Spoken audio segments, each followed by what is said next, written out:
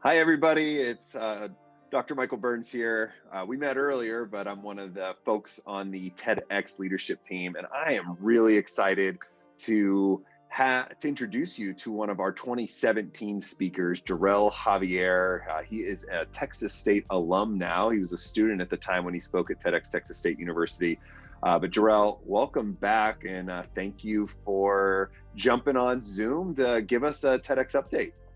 Of course. I'm happy to be here.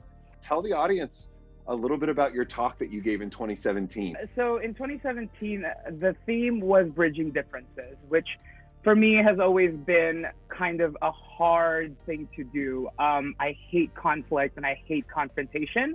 And so when I was given the topic to kind of try and brainstorm some sort of idea of getting a talk together, I really had to kind of dig internally and figure out what I wanted to write about. And ultimately, what I wrote about was bridging the differences in between my idea of masculinity and my father's idea of masculinity, and the role that my writing as a slam poet and as a performer played in my journey of bridging those two different sets of ideas together.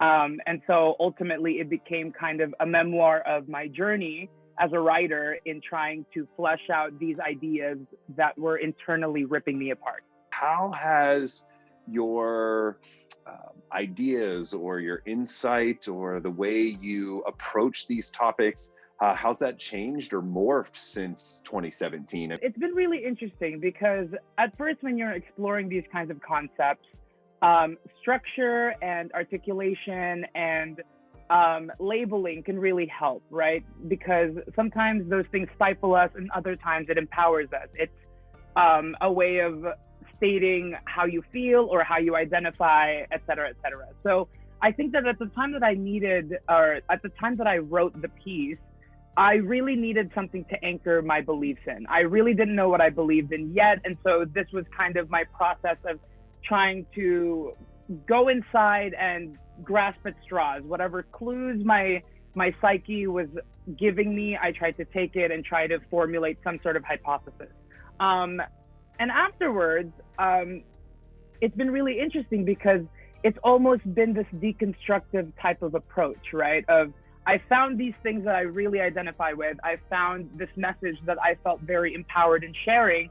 And as time went on, I realized that sometimes the labels and these other ideas that once empowered me are no longer serving me or are hindering my growth as a human.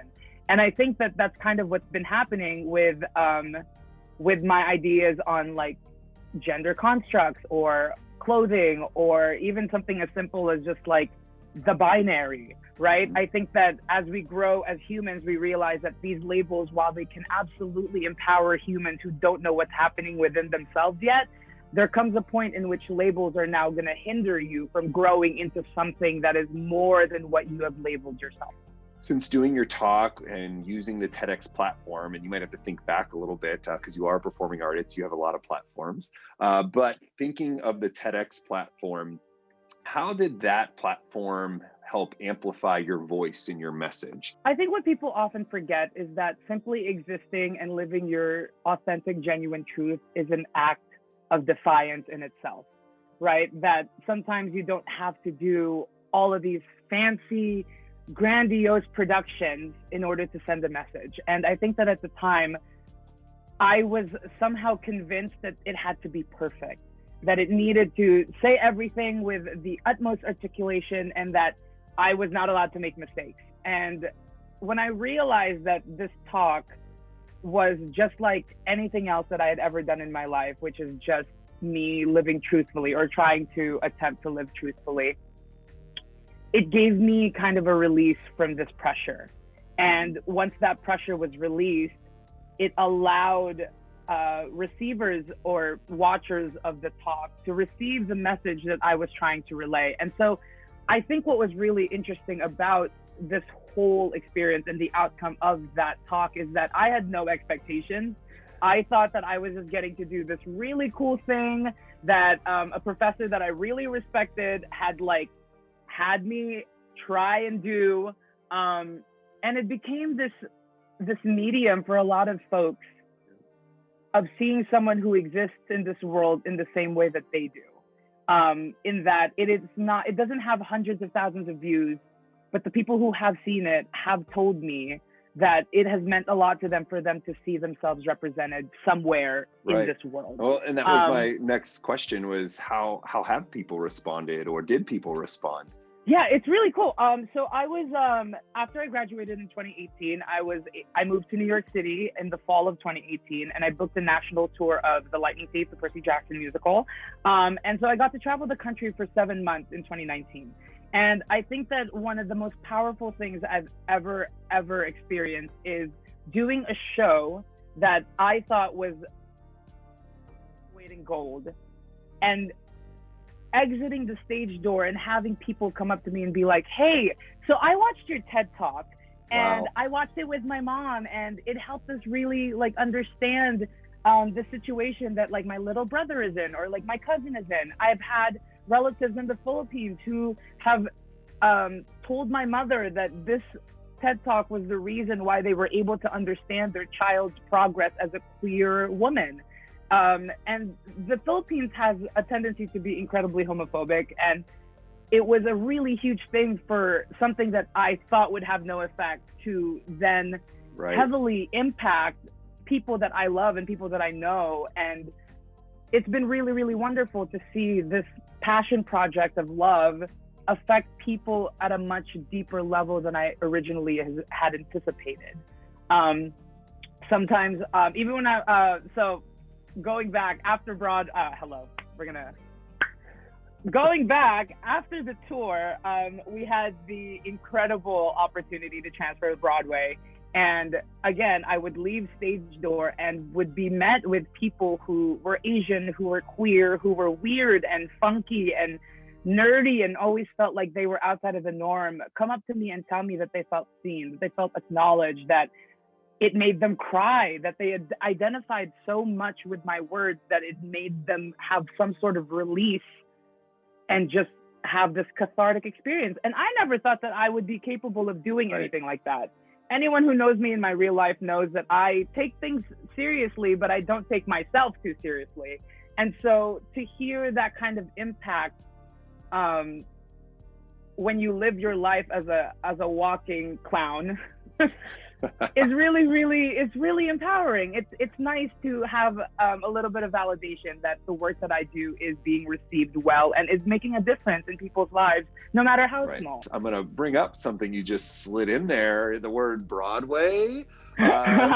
So I guess since graduation, you've been a little busy. So let's dive into that a little bit. Broadway, huh? Yeah. So I've been incredibly blessed. It's been 2019 was an incredible year for me. After the tour had gone out, I was on the road for 7.5 months. And then somewhere along the way, I also received an offer for a second job the day after we closed the tour. So I was working the tour for 7.5 months. I worked on a show called Fall Springs at the Barrington Stage Company for 6 weeks. I originated the role in its world premiere there. And then somewhere along that show, I got the call that we were transferring The Lightning Thief on Broadway. So then I got to originate the role on Broadway as well. And then somewhere along that show, I was also able to work on a new musical called Simon and Jorge Pay Their Student Loans, which is a new musical written by Jesse Gage. And I got to do a reading of that show for the National Alliance of Musical Theater. And I've been able to kind of continue workshopping that role and continue finding that character out, as well as doing some other readings. I do a lot of original work, so it's a lot of Zoom readings and in-person readings when we had in-person readings. So yeah, my career has been really, really exciting because it's a bunch of things that have no parameters. It's open to interpretation. It's filled with people who are just there for the sake of finding this character, this show, this song, or whatever, and really creating a show from the ground up, which is the kind of work that really enthralls my spirit. So yeah, it's been really lovely. I've gotten to work with incredible people, some of the best people I've ever met in this life. Again, thanks so much, and everybody enjoy Jorrel's poem. up, wake up! This is your fight now! Wake up, wake up! This is your fight now! Wake up, wake up! This is your fight now! Wake up, wake up! This is your fight now!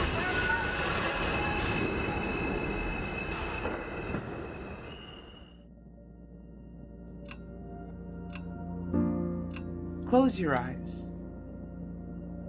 Breathe in and out. Listen to the noises all around. To the hums, the buzz, the symphony composed by life's mundanity, the notes underscoring your entire existence. Sometimes it is the sweetest melody, the catchiest of tunes, and the giddiest of moods. And at others it is a cacophonous nightmare, dissonant at every point, unyielding, sharp. These sounds make up our jukebox, a library of melodies we accumulate as life's movie flickers by. They are comprised of every heartbeat that is thumped in sync, every teardrop dancing down wet cheeks, of every hand held, every song sung. But the comfort of our jukebox can encase us in a bubble where all we hear is the echo of our voice. And for too long, the mic has been withheld from voices dying for a chance to speak. The best way to amplify is to listen. Give space to their music and let it tell you their story. Listen to the intricate harmonies their ancestors have cried for generations. Feel the caress of their strings, the sting of their bass, the thump of their drums, measures and measures of melanated melodies shouted at the top of their lungs, demanding to be heard. Let your silence amplify their voice. Let their music inform your jukebox. Let their symphony become a song to sing, a story to tell, a lesson to learn.